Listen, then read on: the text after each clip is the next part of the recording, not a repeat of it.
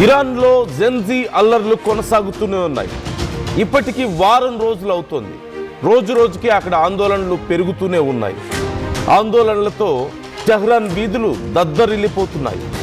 ఆర్థిక మాంద్యం, ధరల పెరుగుదలపై ఆందోళనలు పెరుగుతున్నాయి. ఖమేనీ దిగిపోవాలంటూ నిరసనకారులు డిమాండ్ చేస్తున్నారు.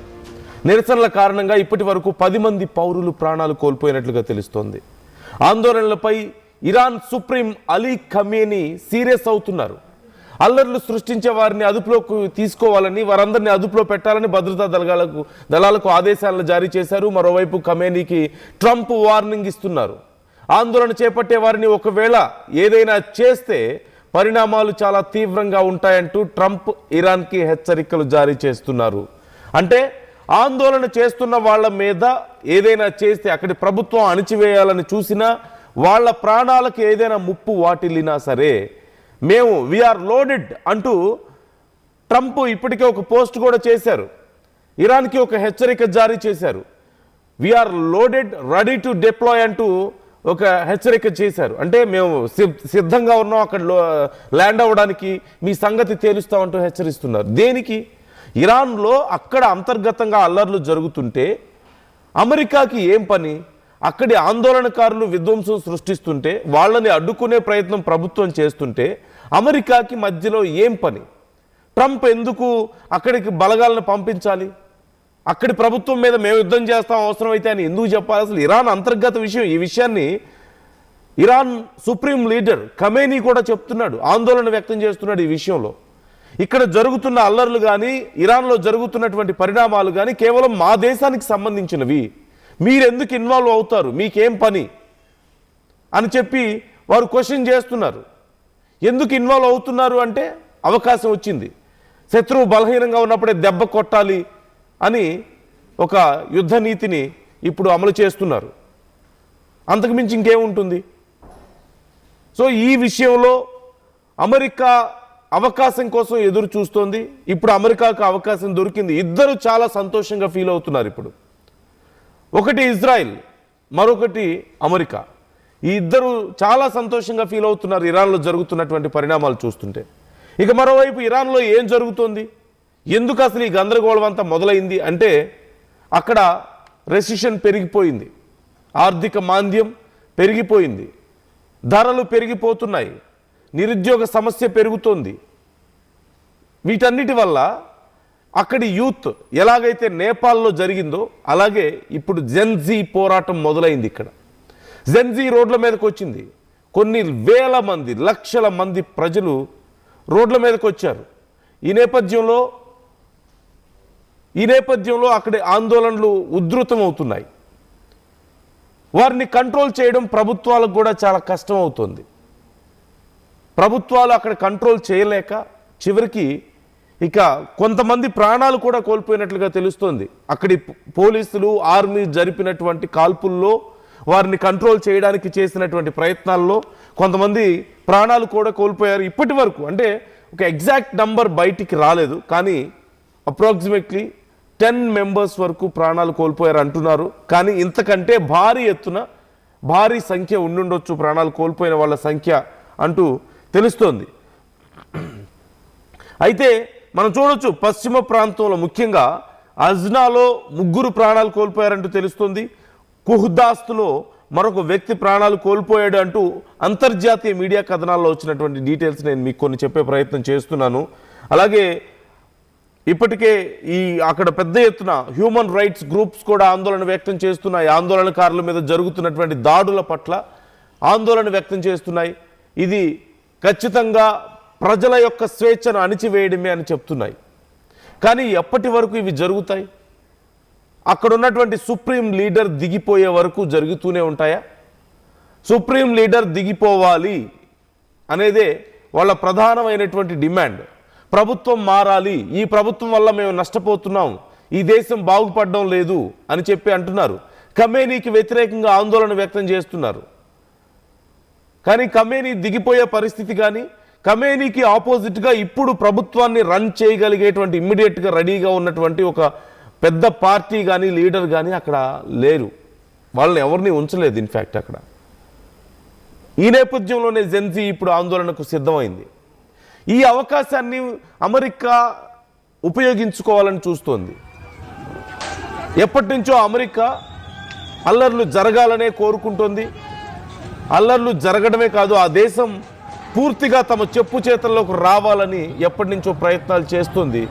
ఇప్పుడు అంతర్గతంగా జరుగుతున్నటువంటి ఈ అల్లర్లను తమకు అనుకూలంగా మార్చుకోవాలని, అంటే అల్లర్లు ఇంకా పెద్ద ఎత్తున జరగాలని, ఇన్ఫ్యాక్ట్ ఒక రకంగా చెప్పాలంటే కొంతమంది అనుమానాల ప్రకారం అక్కడ ఆర్థిక మాంద్యం ఉన్నమాట వాస్తవమే, అంటే రష్యన్ ఉన్నమాట వాస్తవమే, ప్రజల జీవనం కష్టమైన మాట కూడా వాస్తవమే. కానీ జరుగుతున్నటువంటి అల్లర్లను అమెరికా మరింత పెంచే ప్రయత్నాలు చేస్తోందని, రాజకీయ అస్థిరతను అక్కడ తీసుకురావాలని ప్రయత్నాలు ఇంకా పెద్ద ఎత్తున జరుగుతున్నాయని, ఖమేనీకి ఆపోజిట్లో ఉన్న వాళ్ళని, ఖమేనీని అపోజ్ చేస్తున్నటువంటి కొంతమంది నాయకుల్ని అక్కడ ముందుకు నెడుతోంది అనేటువంటి ఆరోపణలు లేకపోలేదు.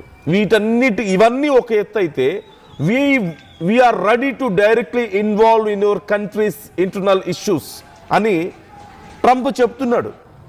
They are ready to deploy in Iran, we're loaded అని చెప్తున్నాడు. అంటే యుద్ధ విమానాలు పంపిస్తాడు, సైన్యాన్ని పంపిస్తాడు. ఒక్కసారి గతంలో కొన్ని దేశాలను ఎలాగైతే నాశనం చేశారు, ఇప్పుడు అలాంటి పరిస్థితి ఉండబోతుందా? వాళ్ళ మాట వినకపోతే ఇరాన్ దగ్గర ఉన్నటువంటి ఆయిల్ స్టోర్స్ అమెరికాకి కావాలి, ఖనిజాలు వాళ్ళకి కావాలి. దానికోసమే ఈ గందరగోళం అంతా జరుగుతోంది. ఓ పక్క ఇప్పుడు మదురోని తీసుకువెళ్ళిపోయారు, మనం చూసాం. మదురోని, అతని భార్యని, అంటే అంతర్జాతీయ స్థాయిలో ఎంత ప్యానిక్ ఉందో కూడా మనం చూస్తూనే ఉన్నాం ఇప్పటికే. సో ఇప్పుడు ఇరాన్ పరిస్థితి కూడా అలాగే ఉండబోతోంది. They want to destroy Iran's supreme leader and his powers. This is their motive.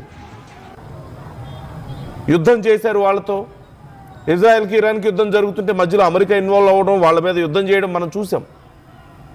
Now they want to destroy their system. They want to undertake all of Iran's mines, Iran's wealth, natural resources, ఇవన్నీ కూడా వాళ్ళు హస్తగతం చేసుకోవాలనుకుంటున్నారు. వాటి కోసం ఎంతవరకైనా వెళ్తారు. గతంలో ఒకసారి మీరు చూడండి, ఇరాక్లో ఏం జరిగిందో మీకు తెలుసు, లిబియాలో ఏం జరిగిందో మీకు తెలుసు. సో ఇలాంటి పరిస్థితులు మరొకసారి ఇరాన్లో జరగబోతుందా? గడాఫీ తర్వాత ఏం జరిగింది, సదాం హుసేన్ తర్వాత ఏం జరిగింది ఇరాక్లో, లిబియాలో గడాఫీ తర్వాత ఏం జరిగింది, ఇప్పుడు ఇరాన్కి కూడా అలాంటి గతే పట్టబోతుందా? దేనికోసం ఇదంతా అంటే కేవలం అక్కడ ఉన్నటువంటి రిసోర్సెస్ తమ చేతిలో ఉండాలి. అంటే ప్రపంచ దేశాల దగ్గర ఉన్నటువంటి అత్యంత శక్తివంతమైనటువంటి సంపద తమ చేతుల్లోనే ఉండాలి, ఆయిల్ తమ దగ్గరే ఉండాలి, రేర్ ఎర్త్ మెటల్స్ తమ దగ్గరే ఉండాలి, లేదంటే న్యూక్లియర్ వెపన్స్ తమ దగ్గరే ఉండాలి, అన్ని రకాల పవర్స్ తన దగ్గరే ఉండాలి అన్న ఆందోళన, ఒక రకమైనటువంటి ఆవేదన అమెరికాకి ఇది ఎప్పటి నుంచో ఉంది. అమెరికాకి ఏ దేశంలో అయినా సరే, చిన్న దేశాల్లో ముఖ్యంగా ఏ దేశంలో అయినా సరే న్యాచురల్ రిసోర్సెస్ బాగా ఉన్నాయంటే అవి కావాలి అని చెప్పి అమెరికా అడుగుతుంది. మర్యాదగా ఇస్తే ఓకే, లేదంటే ఆ దేశాలను నాశనం చేసైనా సరే చివరికి వాటిని దక్కించుకుంటుంది. అయితే అక్కడి ప్రభుత్వాలను పడగొట్టి తమకు అనుకూలంగా ఉండేటువంటి ప్రభుత్వాలను అక్కడ పెట్టి అవన్నీ దోచుకున్న తర్వాత ఆ దేశాలను అలాగే వదిలేసి వెళ్ళిపోతుంది, అధ్వాన్నంగా వదిలేసి వెళ్ళిపోతుంది. మనం చూసాం ఆఫ్ఘనిస్తాన్లో ఏం జరిగింది, ఆల్ ఆఫ్ సడన్గా వదిలేసి వెళ్ళిపోయారు వాళ్ళకి అవసరం లేదనుకున్నప్పుడు. లిబియాలో అదే జరిగింది కదా, గడాఫీ తర్వాత ఏమైంది అక్కడ, ఆ దేశం నాశనం అయిపోలేదా? ఇరాక్లో ఏం జరిగింది, సద్దాం హుసేన్ అన్నారు, వ్యతిరేకి అన్నారు, లేదో వెపన్స్ అన్నారు, అదన్నారు, ఇదన్నారు, చివరికి ఏమైంది? అతని ప్రాణాలు తీసిన తర్వాత ఏం జరిగింది? ఇప్పుడు మదురో అండ్ హిజ్ వైఫ్ వాళ్ళిద్దరినీ కూడా అదుపులోకి తీసుకున్నారు. ఏం జరగబోతుంది ఇక్కడ? సో ఓవరాల్గా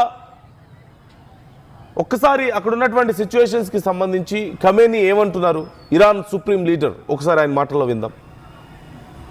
ما با معترض حرف میزنیم، باید حرف بزنن مسئولین با معترض، اما با اغتشاشگر حرف زدن فایده ای نداره. اغتشاشگر رو باید به جای خودش نشاند. اینی که یه عده‌ای تحت عناوین گوناگون، نامه‌های گوناگون بیان به قصد تخریب، به قصد ناامن کردن کشور پشت سر بازاری‌های مؤمن و سالم و انقلابی قرار بگیرن، از اعتراض اونها سوء استفاده کنن، اغتشاش کنن، اصلا قابل قبول نیست مطلق. సో అమెరికా తమ దేశంలో ఇన్వాల్వ్ అవ్వడం పట్ల, తమ దేశ అంతర్గత విషయాల్లో ఇన్వాల్వ్ అవ్వడం పట్ల ఖమేనీ చాలా సీరియస్గా ఉన్నారు.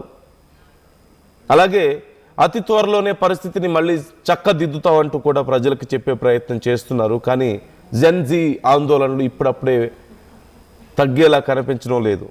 విధ్వంసం అవుతుంది ఆ దేశం. మరోవైపు సేమ్ వెనిజువేలాలో మనం చూస్తున్నాం, అక్కడ ఉన్నటువంటి వాళ్ళ లీడర్స్ని పట్టుకెళ్ళిపోయారు. We're in 2026 now. ఇప్పుడు కూడా ఇలాంటి పరిస్థితులు జరుగుతున్నాయి. ఇలాంటి అంటే ఒక దేశం యొక్క లీడర్స్నే, ఆ దేశాన్ని పరిపాలించే లీడర్స్నే పట్టుకెళ్ళిపోతున్నారు, ఈజీగా కిడ్నాప్ చేస్తున్నారు. Official, it's very official kidnap. No one can talk about this now. వెనిజువేలాలో జరిగింది అదే కదా. మదురోని ఆయన భార్యని పట్టుకెళ్ళిపోతే ఎవరు మాట్లాడలేకపోతున్నారు. ప్రపంచం మూగబోయింది.